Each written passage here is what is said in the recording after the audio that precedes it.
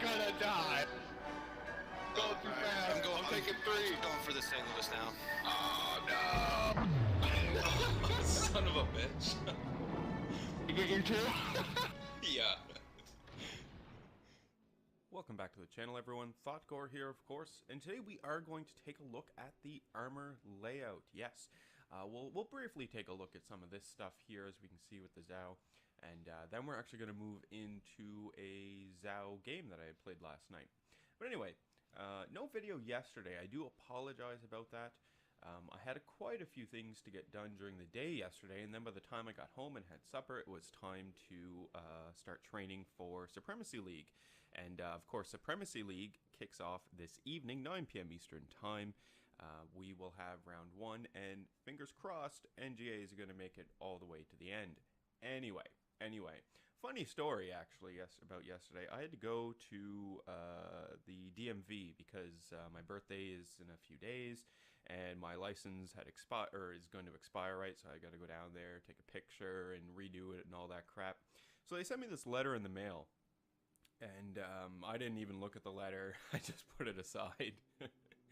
And decided to fill out the letter while I was waiting in line to talk to someone, because of course, you know, it's government bureaucracy, right? You walk in, you wait in a line to see someone to tell you, and then that person tells you which line you need to wait in.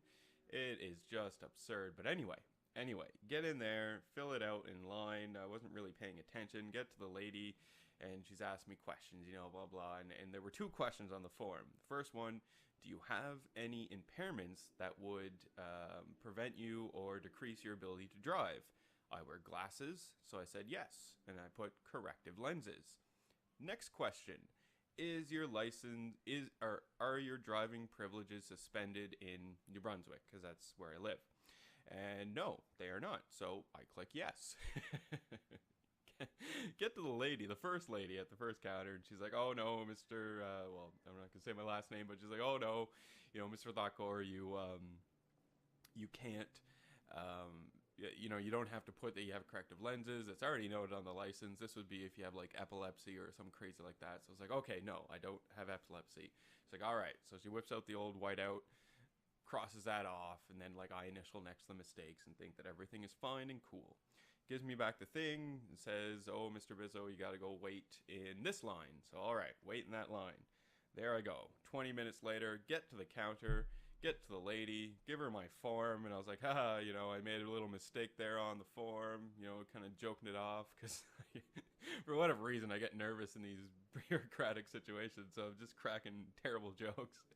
She looks at me and she says, so your driving privileges are suspended in New Brunswick, are they, Mr. Bizzo? And it's like, what?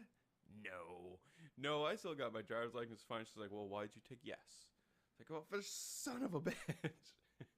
And of course, at this line, the line I'm in, she doesn't have a new form to print off, so I gotta go back to the original line, wait in that line, talk to the same lady again, and she's like, oh, you're back. It's like, yeah, apparently I put down that my driving privileges are suspended, and now because, you know, I've got so many mistakes going on their little form, I need to get a new form. So she had to print me off a new form, fill this new form out properly, go through the same process, wait in another line, talk to the same lady that I talked to before, and she's like, oh, you did it proper this time. It's like, haha, you dirty. So I did it, and then, you know, pay the lady, and then you get put into another line. So now there's 3 lines, but because of my incompetence, I had to do 2 of the lines twice. So now it's 3 lines, waiting for my picture to get taken. Go to take the picture.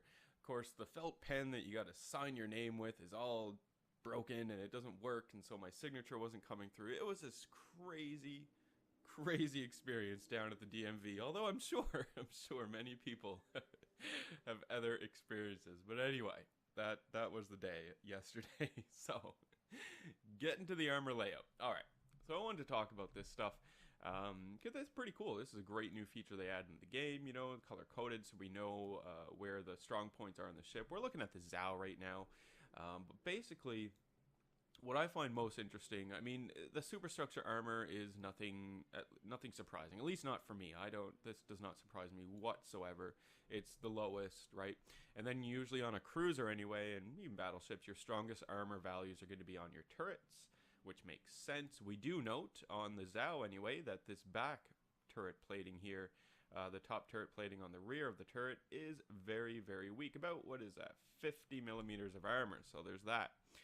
Interestingly enough, the back of the turret seems to be the same as the front, so that's cool. Anyway, what I'm really much more interested in, and I wish with this armor layout actually that I could get the ship out of the water, right, to be able to do a full 360 around it and check out the bottom and whatnot.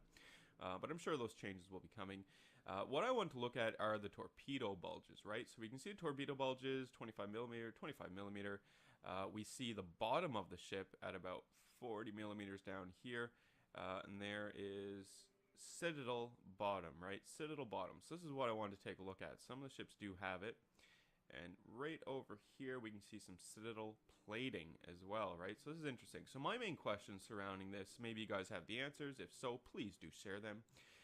Torpedo bulges, 25 millimeters, 25 millimeters. Now this armor belt, 30 millimeter armor belt. This belt, in my mind, runs all the way to the bottom of the ship until we get to the Citadel bottom. I'm wondering if this is correct. So then we get 30 millimeters of, you know, armor plating or armor belt right there. Right here, we'd have our 30 millimeters because this is behind it, plus the 25 of the torpedo bulge. And right here, again, we'd have the 30 millimeter of the armor plating plus the 25 of the torpedo bulge. This is how I'm understanding it, and I'm wondering if this is correct. If this is the way that you guys understand it as well. And then, of course, at the bottom of the ship, we have our Citadel bottom. Now, I had mentioned this in yesterday's video with regards to the Nuremberg. Let's jump over to the Nuremberg here real quick. We've got this Citadel bottom, and you can see on the Nuremberg that it is really exposed right now, so we can see all the crappy armor on the Nuremberg. Still a great ship, though, but anyway. This makes me wonder, like, if a shell is plunging in, right?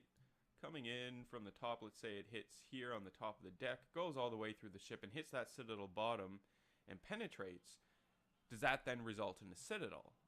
I think it does, but I'm not sure, because we know that the Citadels run beneath the, whatchamacall, turrets, right? Beneath the turrets and to the center of the ship where we've got more important things like the engine room, which I guess would be here about midships, magazines and whatnot. And we also know that Wargaming has said that, you know, this is just the beginning of the armor layout. The armor layout is going to become more detailed. And, you know, for like, and illustrate like magazine rooms and different things like that. And we're just getting sort of a taste of it right now. So there are going to be changes and more detailed changes, I should mention, coming to the armor viewer based on the information that Wargaming has provided. But it's interesting right now how they have it divvied up and whether or not some of these current changes actually do represent you know, damage figures in the game. You know, whether or not if I fire, if, you know, in the same situation, if I plunge in on the Nuremberg here through the deck, hit the bottom of the ship, the Citadel bottom, is that going to result in a Citadel? Based on the Nuremberg itself, I'm going to say, yeah, sure it does. But the only reason why I'm going to say this is because the Nuremberg is so easy to Citadel, as we know. I mean, really any cruiser. We saw that the Zao had not the best armor. I think it was, what, 30 millimeters of armor. We're taking a look at the Hindenburg now. We can see the Hindenburg, about 30 millimeters, but along the rear half of the ship here, even worse, right? We get torpedo bulges at 20, but again, does this 30 millimeter extend all the way down and overlap with the torpedo bulges? Yeah, I think they do, but I'm not 100% sure. We do note that there are some armor belts here along the front of the ship, right? And this is generally, you know, something that I've already known for some time about the German cruisers. The higher tier ones, anyway. We'll take a look at the Rune and the Hipper here as well. But if your shells land midships to the rear of a German cruiser, you have a whole lot more chance of actually citadeling the German cruiser. I didn't know exactly why. I figured it did have to do with armor values, but now that we actually have color-coded situations here where we can actually see, yeah, it kind of makes sense. Unless, of course, because we notice armor belt, aft end armor belt. Does this armor belt extend the whole length of the ship, right? I don't know. Or is it just this armor belt going down, and or, you know, is this armor belt on top of this armor belt, right? The sort of questions I have, but as of right now, it does kind of make sense that if your shells land about here to the back end of the ship, right, you have a pretty good chance of doing a Citadel. And once again, we have the Citadel bottom on the bottom of the ship here. If we take a look at the Rune, there's the Rune, Similar situation, right? We do have some armor belts, you know, thicker armor belts running along the ship. But if we can get our shells to land up here in this armor belt, I mean, granted, again, we do need to take a look, right? It is a little angled. So we need to keep that in mind. Or if you can get your plunging fire in there, you should be able to citadel the German cruisers very easy from midships to the aft. Is usually how it goes here. Oh, look at that. Oh, I guess that's because it's a secondary battery. Yeah, all right. But again, we have our citadel bottom at the bottom of the ship. You can see 40 millimeters thick of armor. And we'll quickly jump over to the hipper here. The hipper, very similar situation, although we can clearly see that this armor belt does run the length of the ship. So there's that. So I do still have questions surrounding this, right? And maybe, like I said, maybe you guys have the questions. Please share those answers with me. And another thing, now that we're looking at the hipper, the Prince Eugen was added to the game today. Do I have any plans on getting the Prince Eugen? Not really, no. I already have an Admiral Hipper, right? Prince Eugen is essentially the exact same as the Admiral Hipper. There's probably a little bit of difference. Maybe she shoots a little faster. Maybe she shoots a little further, right? Maybe, I don't know. But, yeah, not really interested in the Admiral Hipper. And it's or not the Admiral Hipper, the Prince Eugen. Prince Eugen, historically, yeah, one of, pretty great ship of, one of my favorites anyway. The favorite class of cruiser that I have, I mentioned it before, is the Mogami. And after the Mogami, it might... the Hipper, I'll say, is going to take third place. Because there's some British light cruisers in World War II that I really do enjoy, just from a historical standpoint. But anyway, Battle of the River Plate, yes, that's what I'm talking about. But anyway, yeah, it's interesting to see these color schemes now and get a general sense of the armor, right?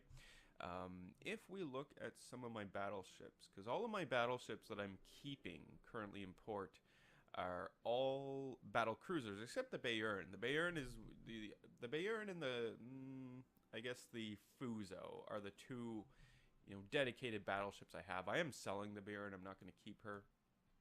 You can see she goes really low into the water, but this is typical for battleships. And again, not too much of a surprise here. Like, we definitely know that, yeah, this is going to be the thickest armor on the side of the battleship. Is going to be the armor that's just above the waterline and just below the waterline midships, right? Because this is where all our important stuff's happening. And if we look, I mean, shells are probably going to be coming in from this angle, right? So it makes sense, And let's take a look at the Amagi. Where is she? There she is. And on the old Amagi, we can see again, because she's a battle cruiser, right? Battle cruiser. Not the most armor. We do have a pretty thick armor belt. Whether or not this runs the length of the ship, I don't know.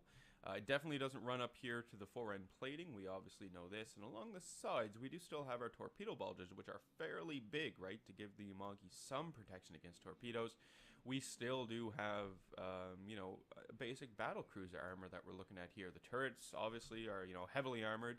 But the ship itself, not so much. We've got the deck plating isn't very well armored, 32 inches, or 32 millimeters, right?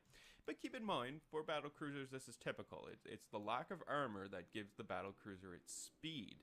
And speed was thought to be more valued than armor. And I mean, as history would prove and whatnot, battle cruisers really came into their own. Well, actually, I guess didn't really even come into their own, right? Because you have the introduction of the aircraft carrier, which essentially made the battleship moot. However, the battleship still had a role to play. It was just a lesser role. Now the battleship's role to play is within the carrier task force, right? And the biggest thing you want from your battleship in a carrier task force, at least in World War II standards, looking in the Pacific, are AA and speed. You want the battleship to keep up with the carrier task force, and you want the AA of the battleship to protect the carrier.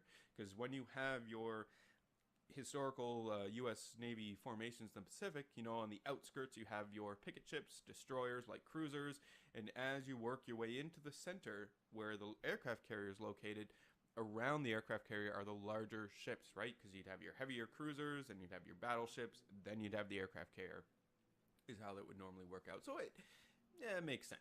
Makes sense. But anyway, one last ship I wanted to look at before we jump into our Zal replay here is a destroyer. So let's just find a destroyer. Let's take the Bliss. Bliss. Again, oh my god. I don't know about any of you guys, but I really don't like the whole chat bug thing we got going on here in game. I get messages like from Bad Panda asking me about the Bliss, you know, if I like her, whether or not I'm doing any divisions, that crap. I don't get any of these messages because the glitch in the game. So it makes me look like a jackass because I'm not responding to these messages. But Bad Panda, if you're watching, it's the goddamn glitch. So I really hope that this is going to get fixed within the game here because it's getting quite annoying. Anyway, destroyers. We can see the destroyers do not have, as we know, the destroyers don't have any citadels. This is to make the destroyer a little more survivable in game. And we can also note that there is no armor on destroyers, right? No surprise here. Really, no surprise whatsoever in terms of the armor layout of the destroyers. However, it is still good to see and to note, you know, some of the armor thicknesses. It's basically all 16mm armor. If we're looking specifically at the Bliss in terms of an angle on the side, you can see we don't have too much of an angle really. So destroyers, nothing new here. Do not get hit. It's the basic lesson today. Don't get hit.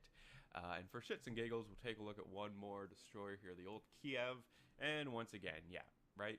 No armor to speak of. And it's not a surprise, not a surprise. Our destroyers, the biggest asset of the destroyers is concealment and speed. These are the things that'll keep destroyers alive. Anyway, that is our brief look at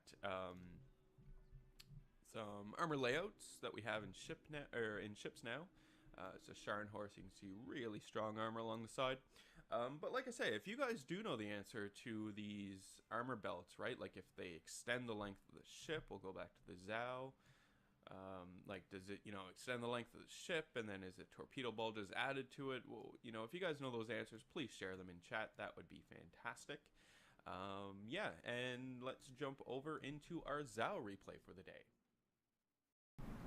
Alright, so here we go into the Zao replay. We can see that we are grouped up with Pink Mitsubishi today, member of the clan here as well, so fantastic. But we're on Ocean. Ocean is a crazy map, isn't it? I actually like Ocean. A lot of people don't enjoy it because you know, there's no land masses to hide behind and whatnot, but I think Ocean provides, it's going to be cliche, but it provides the purest form of naval combat that we have in the game. And it's true, because countless battles, historically, were fought in the open ocean. Now, obviously, in a gaming environment and all that, we're not going to stick to historical figures and aspects 100%, right? So Ocean was, so we see other maps that have land masses and whatnot, but still, I enjoy Ocean. Now, wasn't 100% sure what I was going to be doing in this battle. The things that I knew that I wanted to make sure of. First of all, you know, it's not purely a tier 10 game here. We do have tier 8s, a lot more tier 8s and 9s than we do 10s. So, and being in Zao, I know that if I'm the first person spotted, I'm going to get focused down and I'm going to die right away. So this is something I do not want to have happen. So that's my first concern here. Second is obviously, where is the team going to go? I don't like to just sit there and not move and let everyone go ahead of me, but at the same time, I've talked about it before, you know, at the opening stages when I'm doing crazy maneuvers, like essentially just driving big circles, it does seem to confuse the other random people in the match, and for whatever reason, they want to follow, and everyone just starts driving in circles, and we're not getting anywhere. So there's that. Luckily, in this case, you know, grouped up with Pink, we're in TS, so it's easy enough to say, hey, Pink, I'm just going to be driving circles for a little while here while I figure out what I want to do. Because it does look as though the team is set up for B and C, right? We've got a destroyer at C, we got a destroyer at B, and we do have a destroyer at A as well, which is good.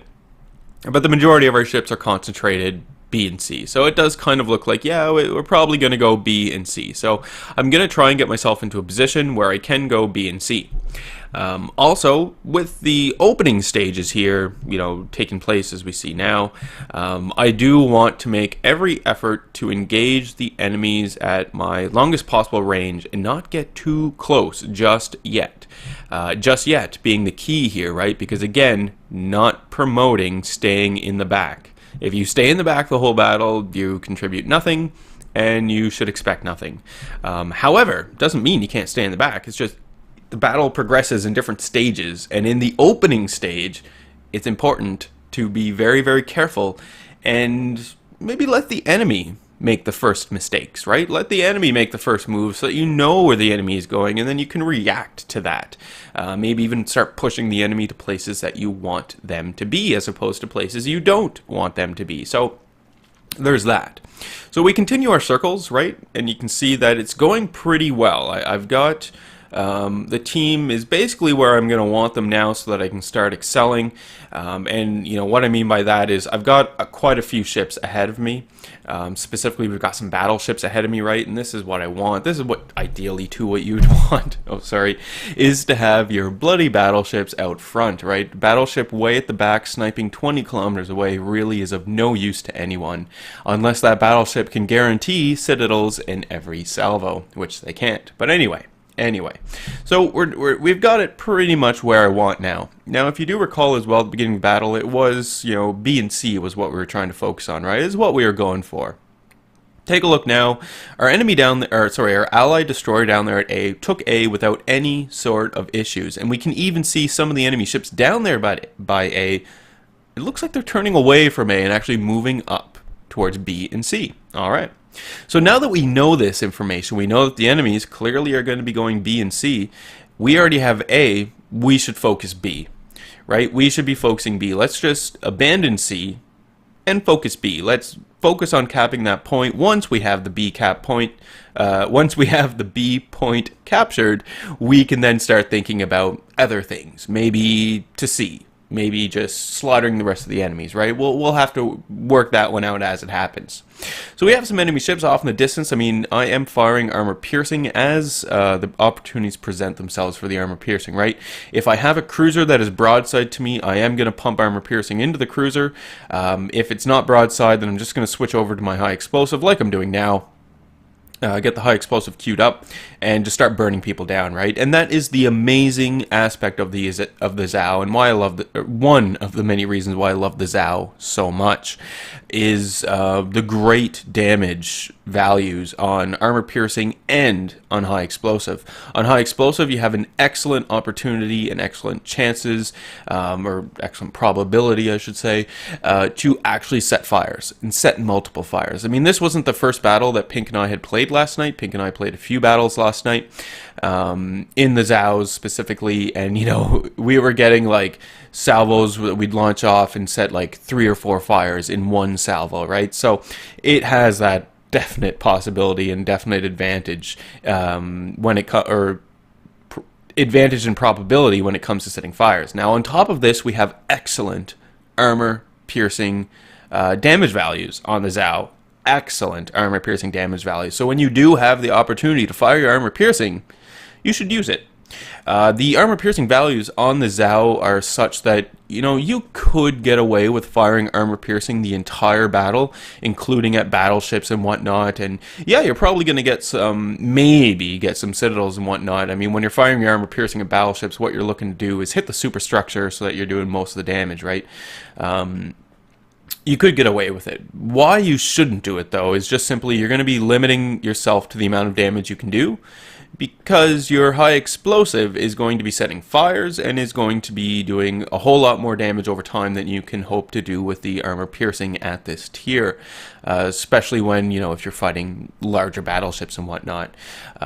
Now, in Izumo, I mean, this being said, in Izumo, you can pump armor piercing into the side of the Izumo from the Zao, and you will rack up citadel hits, and you will destroy that battleship very, very easily. But it doesn't always work, right? Anyway, you can see in the minimap that we have now secured B, right? We've got A and B. Fantastic. The enemies, for the most part, you can see their mistake, right? They pushed in early, they paid for it, and now they're backing off. Now that they're backing off, this is the excellent opportunity for my team to get in here, push a little closer and push them back more, right? The reason why we're able to do this is because my team at the beginning didn't just rush in there, right? We did stay a little back. We stayed a little back. At least myself and Pink stayed a little back, and were able to read the situation a little more. And that's another thing that's really critical in this game, is reading the situation, right? Just getting a general feel for what is about to happen. Very, very important. And it is something that comes with just experience playing the game. At least for me, that's where it came from. Just experience playing the game. Getting us, playing those battles and getting the sense of what the enemy's probably going to do. Now that we have B and A, great opportunity for us to maybe play a little more aggressively, but get in here and start putting down some of these enemies, right? You don't want to go all out at this stage. It's still fairly early in the battle. If you do go all out, you're probably going to get yourself killed. As great as the Zao is, one full salvo from a North Carolina, for example, off in the distance, into my broadside is going to wreck me. It might not kill me. Sure, it might not kill me, but it might bring me down probably to about half health. And then it's just going to take, a few more hits from some of the other players to completely delete me. And because, most people aren't, well, some people aren't too dumb, too dense. Once they see a Zao or any ship really, on half health, they are going to attempt to focus you down to get you gone, right? Just to delete you altogether, and try to take you out. And even now you can see I'm sailing right next to a North Carolina on half health. I'm on full health, but the enemies are more concerned about taking down the Zao. Right, with all the shots coming in, more concerned about taking me down than finishing off the North Carolina. And this makes sense. The Zao is a really dangerous ship, by the way. Anyway, we are continuing to take down the enemies, right? We've got 2 ship advantage right now on the enemies, which isn't too bad at all. More importantly, though, we do still have all our destroyers. The enemies only have 1 destroyer remaining. I think it's a Tashkent they have remaining. So we are in a pretty good position. On top of this, we've corralled the enemy to the northeast corner of the map for the most part. So right now, the only point that the enemies could really even hope to try and contest would be B.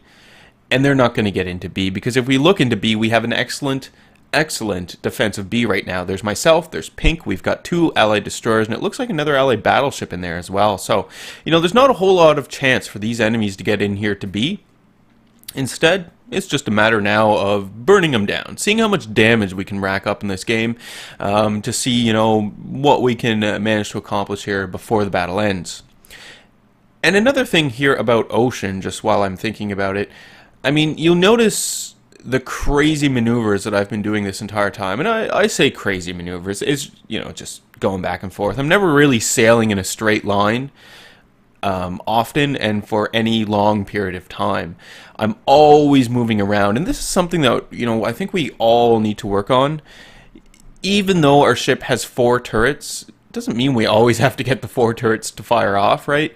Keep this in mind, because it's one of the things that I notice a lot, and where I get a lot of my citadels, is enemy ships who are trying to fire at me, but they're angling themselves in a way that they manage to fire all 4 of their turrets, or all of their turrets, as opposed to angling at me in a way that prevents me from racking up a whole lot of damage on them. So there's, this needs to be kept in mind here by a lot of people. I'm guilty of it as well. Don't think that I don't do it. Oh no, I do it all the time, all the time, and it's a hard habit to get out of. I know, I'm working on it and whatnot. It's something we can all work on.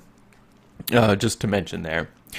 We can see the enemies are putting up a bit of fight now, right? They know what's happening. In fact, they have now gained the lead on us in ships, right? We've lost quite a few ships. In fact, the majority of our battleships are now gone, which isn't so great. I mean, we also lost our destroyers too, so we only have 1 destroyer, 1 battleship. There's myself, there's Pink, and our aircraft carriers. That's all we have left, and we want to win. So we do still have a pretty significant and healthy lead in points. We do still have an excellent positioning here to defend B.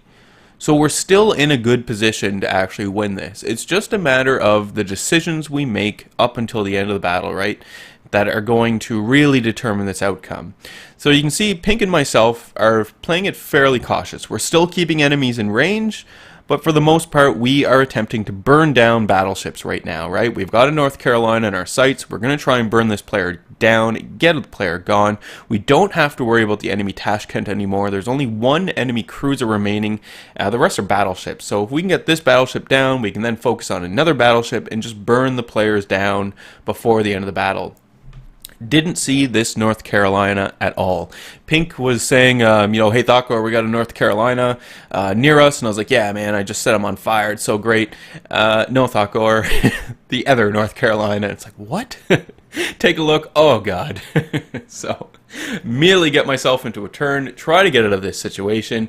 You can see those are Pink shots coming in, so both of us were caught with our pants down. We weren't really paying attention to the minimap in this instance, right? And now we have to deal with this enemy North Carolina. So immediately turn, get my stern facing towards the enemy North Carolina, and just try and burn the player down. You can see Pink launched off a spread of torpedoes. Excellent. Excellent there, just to make sure that the North Carolina, if the player continues to come forward at us at full speed, those torpedoes might hit him, and that's fantastic, because the torpedoes on the Zhao are amazing. They do a whole crap ton of damage, so you do really want to watch out for them. You can see we almost do have the enemy North Carolina gone, which is fantastic. There's still 3 enemy battleships remaining, but we do still have a pretty significant lead in points, and more importantly, time is quickly running down here, so if we can just keep this going for a little longer, we should be able to take victory. There we go. Pink finishes off the enemy North Carolina. Fantastic. And you can see how quickly a pair of Zhaos focusing down a battleship can get the job done, right? Even though the North Carolina, yes, I know, wasn't on full health when we first engaged him and whatnot, but still, on the half health, yeah, we got that player gone pretty significantly. Or pretty quickly, rather. This entire time that we've been sort of, maneuvering around, dealing with the enemies here, you can see that we've basically stayed in the same general area, right? The fringes of A and in between A and B is generally where we've stayed while the enemies were being really active. And this is because it allows us the opportunity to set fires, burn enemy players down, while the enemies focus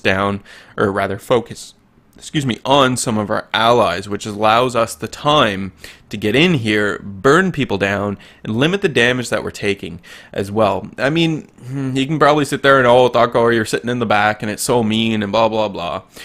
But again, you know what? I'm really not promoting sitting in the back and all that. What I am promoting, though, is the fact that as a team, we have a hit point pool.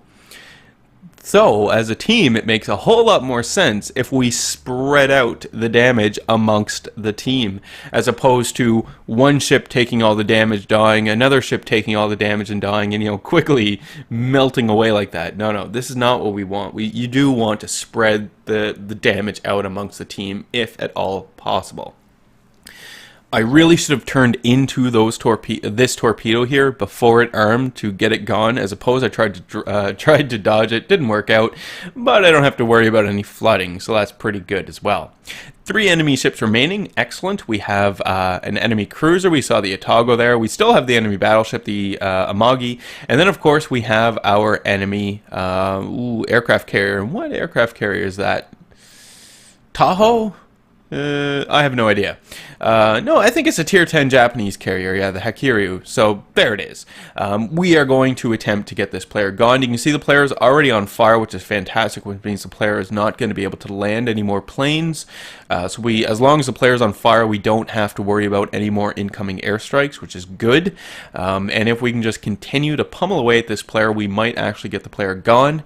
And then, go a long way to victory. We only have 4 minutes remaining on the battle timer here, but we're not going to make it to that 4 minutes. I mean, you can see with the points right now, we pretty much have this one licked. It's going pretty decently right now. We can see that we do have some enemy torpedo bombers coming in. One torpedo bomber managed to launch this torpedo, but luckily I'm able to avoid it altogether, which is fantastic. I earned myself a nice Confederate medal there, which is always great to have. I could always use those flags, which is not too bad at all. There we go, 1,000 points. Victory is ours. Excellent. excellent, and not a bad game. Not a bad game. I did manage to get over 100,000 credits, which is good, so I'm pretty confident that I'm actually, or 100,000 damage, which is good, because now I'm pretty confident that I'll actually make credits in the game for the battle, which is not too bad at all. I finished first overall. Pink is a close second overall as well, and I mean, you can tell we were sticking together basically the entire time, just focusing people down. I mean, it was fairly obvious that we'd end up on top there anyway. We can see some of the damage work out in terms of the 115,000, who got what, and at the end of the day, yeah, I do walk away with 97,000 credits, so that's always nice. It's always nice to make credits at tier 10. Not easy thing to do. Anyway, folks, I do hope you enjoyed today's video, our brief look at the armor layout, and then some, general talk here of strategy with the old Zhao, which you can obviously apply to any ship on Ocean, and Supremacy League tonight, once again, yes. So, leave any comments you have for me in the video comment section below. We'll love reading those and responding back to them. Hit the old like button if you did like today's video. Hit subscribe if you were not a subscriber. And as always, I do hope you enjoy the rest of your day.